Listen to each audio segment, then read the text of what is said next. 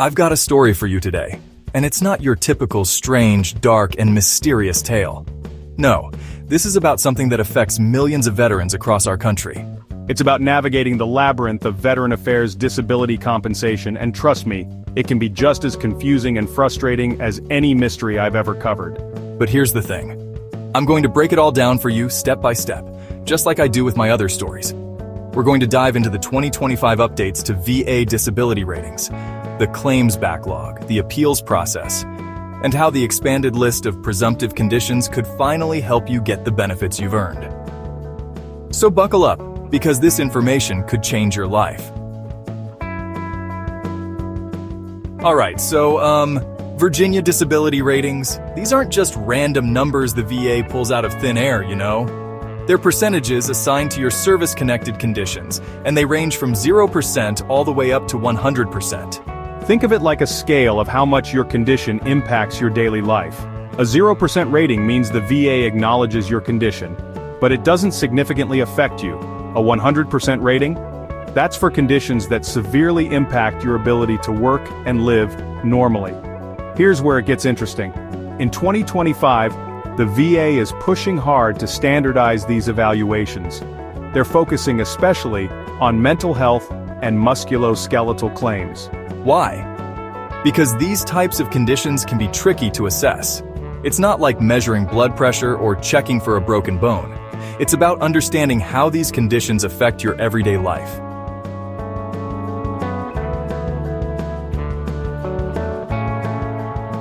Now, I know some of you out there have been waiting and waiting and waiting for your claim to be processed. It's like being stuck in a time loop, right? Well, as of this year, the VA is wrestling with a monster of a backlog. Over 400,000 disability claims. That's not just a number, folks. That's 400,000 veterans waiting for the benefits they've earned. So why is this happening? It's like, a perfect storm. First, we've got this surge of new applications tied to the PACT Act. Then, there's the issue of underfunded staffing. And to top it all off, there's been a rise in complex multi-condition cases. It's like trying to untangle a massive knot, and each string is a veteran's claim. Alright, so what happens if you get that dreaded denial letter? Don't panic and don't give up. You've got options, and they're called the Appeals Modernization Act, or AMA. It's like choosing your own adventure, but instead of fighting dragons, you're fighting bureaucracy. You've got 3 lanes to choose from. First, there's the supplemental claim. This is where you submit new evidence. Maybe you found an old medical record, or got a buddy statement. Next, there's the higher level review. This is like asking for a second opinion, but from a senior VA reviewer. And finally, there's the board appeal. This is the big leagues, where a judge hears your case. Now, I'm not going to sugarcoat it. This last option can take the longest. But if you've got strong evidence, it can often lead to a favorable outcome. Remember, each of these options has its pros and cons. The key is to choose the one that best fits your situation and the strength of your case. So, one of the biggest shifts in VA disability law, presumptive conditions. This is huge, folks. These are conditions that the VA presumes are connected to your service. Under the PACT Act, we've got a whole new set of presumptives. We're talking cancers and respiratory issues from burn pits. For our Vietnam vets exposed to Agent Orange, high blood pressure and Parkinsonism are now on the list. And for our Gulf War veterans, conditions like fibromyalgia, chronic fatigue, and IBS are included. If you served in these places, you need to check if your illness now qualifies. Alright, so you've made it this far. You understand the ratings, you know about the backlog, you're aware of the appeals process, and you've checked the presumptive conditions list. Now what? It's time to file your claim.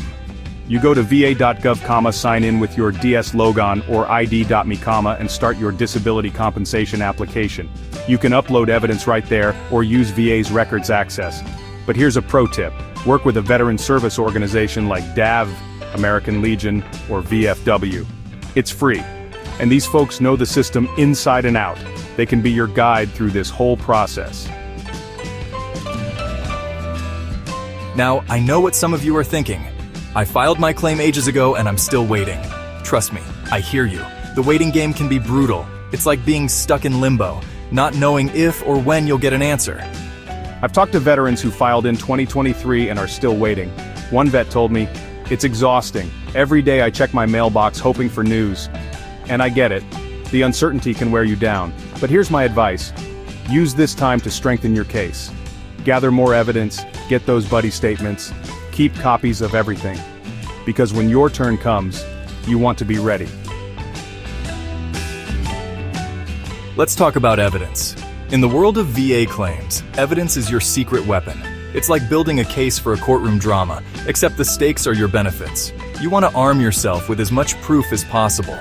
First, there's your military records. These are gold. Then you've got your medical records, both from your service and after. Don't forget about buddy statements. These can be powerful testimonies. And those C&P exams?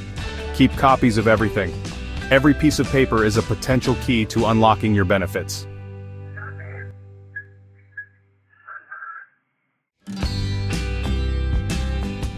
Now let's dive into something that doesn't always get the attention it deserves. Mental health claims. These can be some of the toughest to prove because you can't see PTSD or depression on an X-ray. But in 2025, the VA is putting more focus on these invisible wounds. They're updating how they evaluate conditions like PTSD, anxiety, and depression. It's not just about checking boxes anymore. They're looking at how these conditions impact your daily life, your relationships, your ability to work. If you're struggling with mental health issues related to your service, now's the time to speak up. Don't suffer in silence. All right, let's shift gears and talk about musculoskeletal claims. These are the physical injuries and conditions that affect your bones, muscles, and joints. And let me tell you, they're some of the most common claims the VA sees. We're talking about everything from bad knees, from all those parachute jumps to back problems from hauling heavy gear. In 2025, the VA is updating how they evaluate these conditions too. They're looking at things like range of motion, pain levels, and how these issues affect your daily activities. Keep a pain journal. Document how your condition affects you day to day. It could make a big difference in your claim. So the PACT Act. This isn't just another piece of legislation, it's a game changer for many veterans. If you served in areas with burn pits, were exposed to Agent Orange, or have Gulf War-related illnesses, you need to pay attention to this. It's like the VA finally acknowledging what many veterans have known for years, that these exposures can cause serious health issues. The PACT Act is a recognition of the sacrifices you've made and the ongoing health challenges you face. It's crucial that you understand what it means for you. I can't stress this enough. Don't try to navigate this system alone. Veterans Service Organizations, or VSOs, are your allies in this fight. They've got the experience, the knowledge, and they're on your side. It's like having a guide in a complex maze. They know all the shortcuts and pitfalls. Remember, you're not alone in this. VSOs are here to help you every step of the way. Don't hesitate to reach out and use their expertise. Let's break down what these ratings actually mean in terms of compensation. It's not just about the percentage, it's about what that percentage means for your monthly benefits. You know, it's like translating your service-connected conditions into actual financial support.